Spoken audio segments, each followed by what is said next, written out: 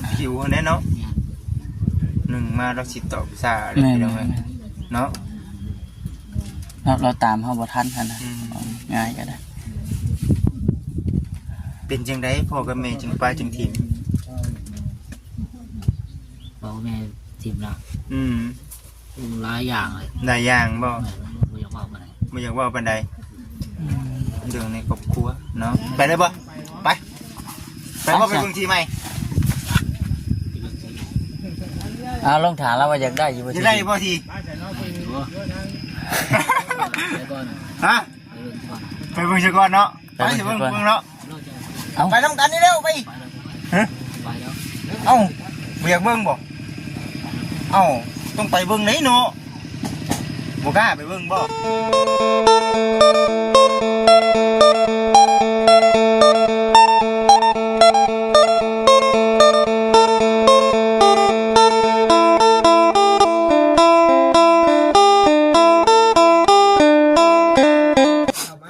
พี่น้องเนาะทักทายสบายดีเด้อพี่น้องเด้อต่อกันบอกคำพี่น้องเลยเนาะสบายดีบ่ครับเลยป่ะครับพร้อมกันเลยครับพร้อมกันเลยเนาะบ่จิตกับบอกคำพี่น้องเลยมาถามไทยก่อนใช่เลขหานะนั่นแหละพี่น้องเลยได้ดิหาแล้วนี่เนาะไหนเราอยู่บ่โอ้โดยจะมันไม่ยังมันก็ข้าวมันไม่ใช่เพียงไงจริงสบายดีเด้อพอเด้อสบายดีสบายเด้อสบายดีมาต่อมาเข้ามาถามไทยกันก่อนไหนนี่ฮะคุยกันสบายดีสบายดีสบายดีสบายดีแจ้งอยู่บ่ครับแจ้งอยู่บ่แจ้งบ่มืดเนาะมืดบ่จะได้จะมาเถียงเนาะนี่บ่นี่บ้านพี่บ่ครับที่จะมาทางอยู่นี่ที่แจ้งอยู่ตรงนี้เลยเดินขาดก็ได้เนาะมันจะต้นเชงมันมุดได้เนาะคนตายกันยังไงก็ชื่อว่าจังไหนก็ไอ้สิงบ่อายุจักปีได้17บ่โอ้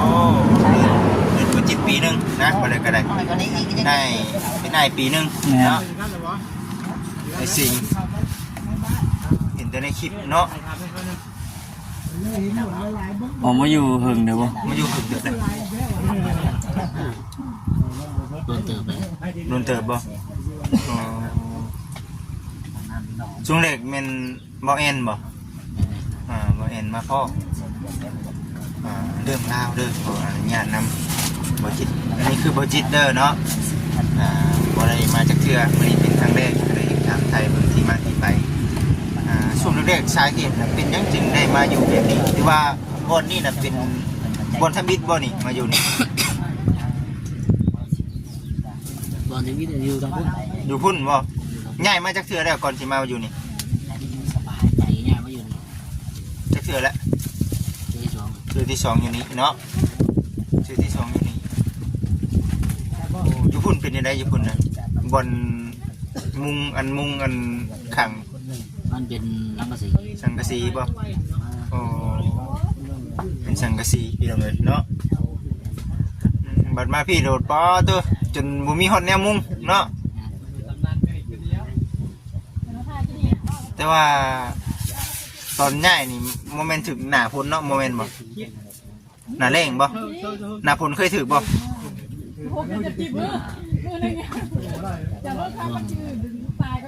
ปุ้งอ้อยนะส่วงปุ้งอ้อยเนาะส่วงปุ้งอ้อยลูกเมียเด้ยังบ่มีนะลูกเมียก็ยังบ่มีบ่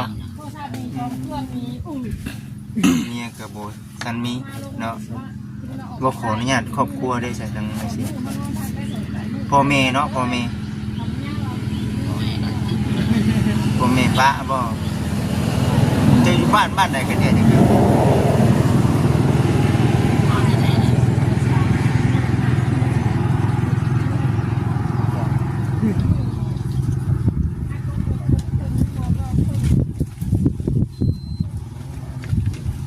มาได้ปะ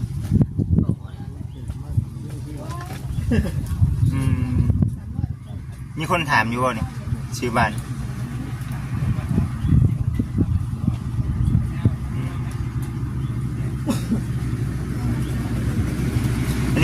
บ้าน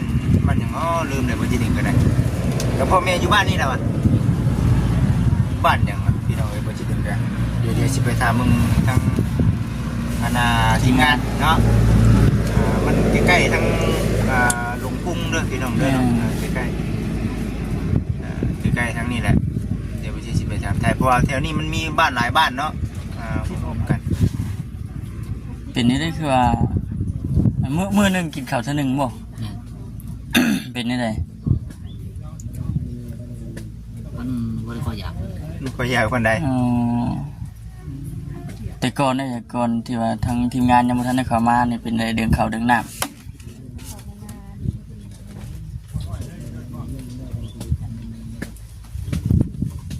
อดหิวแน่เนาะหนึ่งมาเราสิตอบซาเลยพี่น้องเอ้ยเนาะ เราตามเฮาบ่ทันหั่นน่ะง่ายก็ได้ เป็นจังไดพ่อกับแม่จึงป้าจึงทีม บอกแม่ทีมเราหลายอย่างเลย หลายอย่างบ่ บ่อยากว่าไป ไม่อยากว่าปานใดเรื่องในครอบครัวเนาะก็เลยมา เลยตัดสินใจมาอยู่ผู้เดียว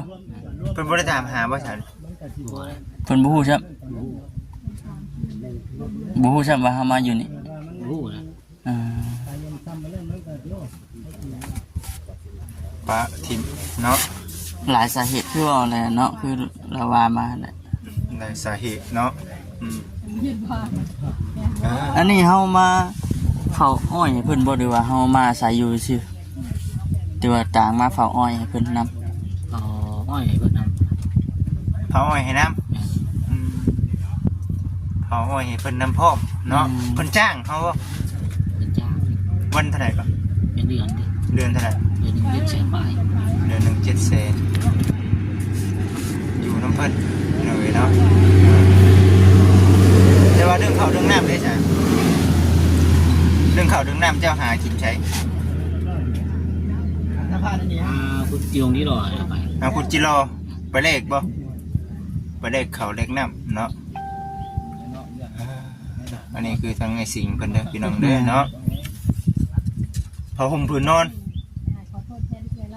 ผ้าห่มเลยเสื้อนอนมีอยู่บ่ มีแต่พระห่ม มีแต่ผ้าห่มตะกี้นี่ป้าดสุดยอดเนาะผ้าห่มกับบ่อยากมีปานใดอันนี้ได้จ้ะอันนี้มากับมันแล้วบ่นี่ตั้งแต่กี้พุ่นน่ะบ่นี่อันนี้หากะมาใหม่นี่เนาะอันนี้ไผมาให้ มันชื่อว่า บ่แซนแม่นบ่พี่น้อง จื้ออยู่บ่ บ่แซนบ่เด้อว่าจังได๋มีไผแน่ จื้อว่าไผเอามาให้ คนที่บ้านผมเลย โอ้บ่แซน บ่ บ่ แซ แซ น นบ่แซนเพิ่นเนาะก็เลยมาอัปเดตเบื้องก่อนนะนี่คมในครัวเนาะเป็นจังได๋ดีใจบ่มีทีมงานเข้ามา ก็ดีใจ ยังให้มาเรื่อยอยู่บ่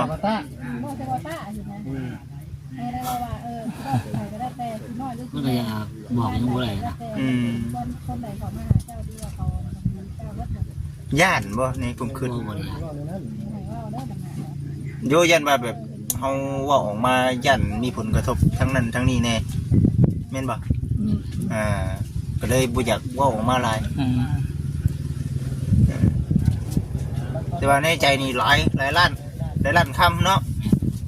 อยากอธิบายออกมา อธิบายแต่ว่าบางสิ่งบางอย่างหนึงคือความปลอดภัยของเฮาเฮาบ่กล้าเว้าออกมาหลายซั่นน่ะแต่ว่าคือผู้เพิ่นมาอยู่นำผมกินนี่เป็นเจ้าของดินนี่เนาะแต่ว่าคือทีมงานเฮาก็ได้ถามไทยรายละเอียดนำเพิ่นแล้วเนาะแม่นบ่ก็ถือว่าเดี๋ยวมีโอกาสเดี๋ยวบ่จินี่สิไปถามไทยเบิ่งนำบ่ครับเนาะกับทางไอ้สิงเนาะถือว่าช่วงนี้เป็นช่วงหน้าฝนแน่บาดนี่ก็ได้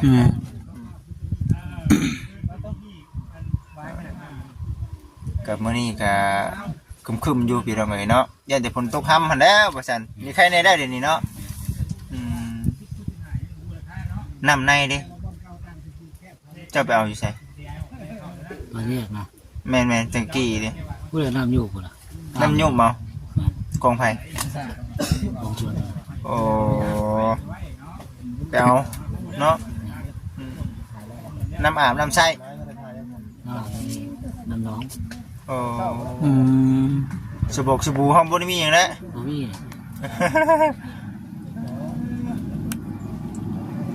อาบแล้วก็มาเนาะเสื้อผ้าหน้าแพรเขามีบ่ติ มีจุดเดียว มีชุดเดียวนี่เนาะไม่ได้นี่เนาะแม่นบ่ ยังบ่ได้แก้ป้าย เห็นบ่พี่น้องเอ้ยเนาะช่วงตะกี้เห็นนู่นแหละข้าวเพิ่นตะกี้ป๊าดสุดโหดดีใจบ่ผู้ใหญ่เพิ่นช่วย ดีใจ ดีใจเนาะ อืม แต่ผู้ใหญ่เพิ่นพังอยู่เจ้าอยากเว้าหยังนำเพิ่นผู้ที่ว่าเพิ่นช่วยเจ้านี่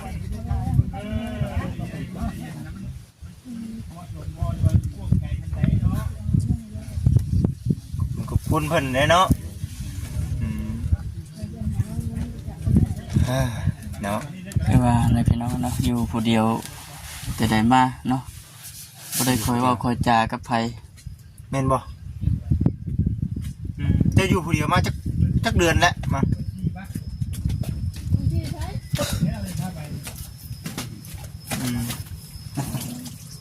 ลูกรอมาจื้ออยู่บ่จะมาจื้อ ฮะ จะมาจื้อมันอยู่บ่วะ เออ เปลี่ยนชมใหม่ เป็นชม เอา ใหม่ มาจะตื่นบ่ได้เฮาน่ะ แม่นบ่ ช่วยแลนนี้บ่ได้บ่แม่นอ้ายเพิ่น ไปเด้อไปเด้อ ทางน่ะเพิ่นสิไปเบิ่งที่ได้ จะเป็นบางทีแล้ว ไปได้ อยู่ไกลเด้อบ่ เพิ่นว่าย่างไป ย่างไป ฮอด ย่างไปก็ฮอด เดี๋ยวตามหลังไว้เนาะ เดี๋ยวตามรังก็ได้ไม่ยากหรอก ชวนเรามาเลย ไปเลยบ่ไปไปบ่ไปบางทีใหม่ เอาลองถามแล้วว่าอยากได้อยู่บ่ จะได้บ่ที ไปก่อน ฮะไปเบิ่งซะก่อนเนาะไปสิเบิ่งเนาะ เอา ไปนำกันนี่เร็วไปฮะ ไปแล้ว เอ้าบ่อยากเบิ่งบ่เอ้าต้องไปเบิ่งไหนเนาะบ่กล้าไปเบิ่งบ่ แล้วยันเครื่องเสียบ่ บ่เป็นหยังดอกอันนี้ บ่เป็นหยังอ่ะบ่เป็นห ที ยัง มงานเฮานี่ทีมงานเฮาอยู่ มีแต่ว่าไปเบิ่งน้ำกันไป ไปเบิ่งนำกัน ไปย่างไปเลย มา โอ้เท่ดีพี่น้องโอ้ต้องบ่ยังขัดหลังนะบ่จิต มันก็สิคัดหลังนี่เนาะเราเลยปะนะ ประคองเพิ่นยืมได้ข่อย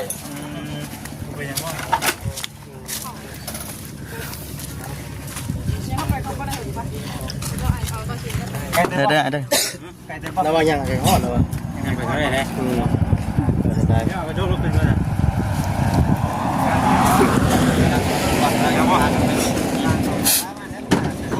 มาเลย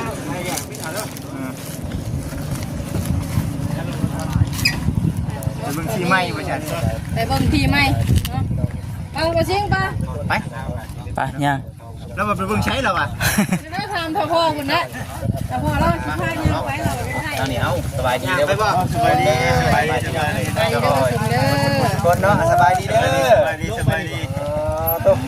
ย่างกันเลยบ่า ไปกันย่างสบายดี ไปเสียเฮา ย่างไปคือทหารนี่บ่ มาจ่อยครับรถทำงานได้ใช่ไหมครับโอ้ยเพิ่นมาบอกราคารถมาบอกเลย โอ้เขามามื้อแรกก็มีข่าวดีอยู่เนาะจิเนาะฮะ เมา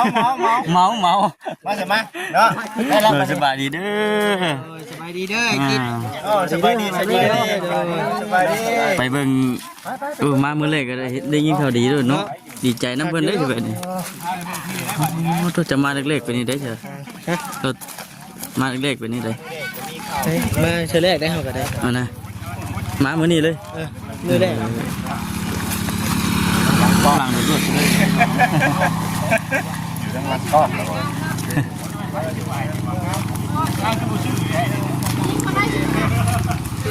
เอาน้ำหยิบแก้วแล้วไปจิตเด้อแก้วลายดิพี่น้องเอ้ย มื้อนี้เนี่ยบ่คิดถึงจะคือว่าเนี่ยมาแต่บ้านน้องด้าพี่น้องเนาะกับบ่กำเพิ่น เขาก็ไปเบิดบ่ครับ เด้อมีทางไหนเราอยู่ ร้อนบ่จักไป มันอยู่แคมป์ป่าเนาะ มีโจรหลายใช่มั้ย มันอยู่ป่าเฮานั่น มา เนาะ เถอะ ใครอยู่วังใดน่ะ ลุกลงไป เข้าในพุ่นอีกบ่ ได้ถาม เออ เดี๋ยว มีคนขับรถเลยเนาะใช่คนหูจักสิมายืมมาไปยังก็จะมายืมเลยเนาะ ส่งไกลอยู่อยู่ดี ยังขับมาชงกันเลยติ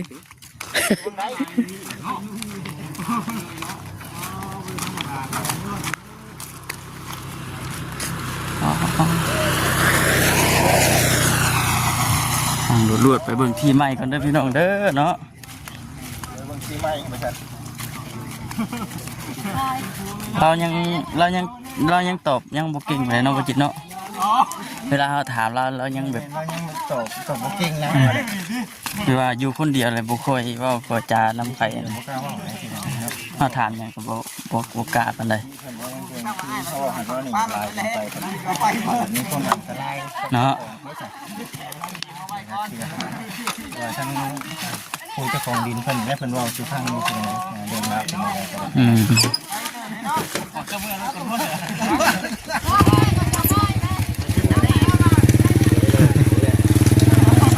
โอ้นี่ดิทางเขา ไปเบิ่งที่ไม่ว่าสะดวกสบายอยู่ ชิได้ที่ชิได้ทางอะไรก็ได้ ได้ส่งไม่จนบ่ได้นั่น จะไม่แก้ป้ายนะเลย บ่แก้ป้าย เออ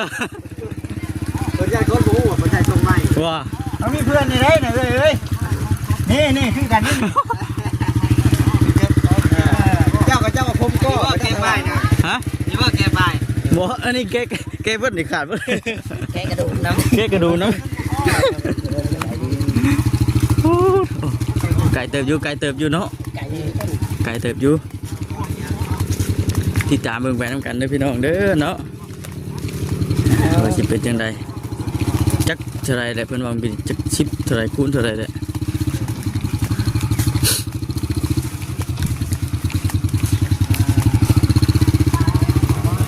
ทางมันจะสะดวกสบายอยู่ ผมก็รอว่ารถ10ล้อเขาได้เนาะ ได้เพราะมันบริลม มันเป็นดินทรายเนาะ ทรายทรายบริลมครับมีน้ำซื้อ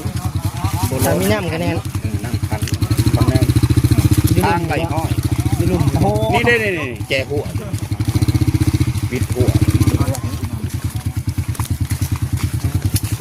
มันจะเศร้าเลย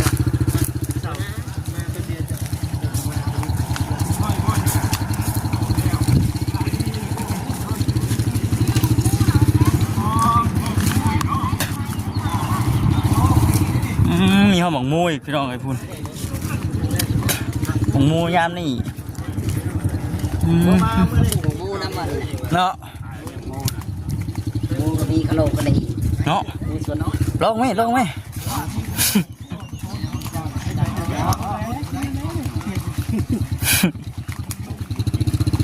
มึงอยากขดน้ำดอกผมชวนอ่อนเนี่ย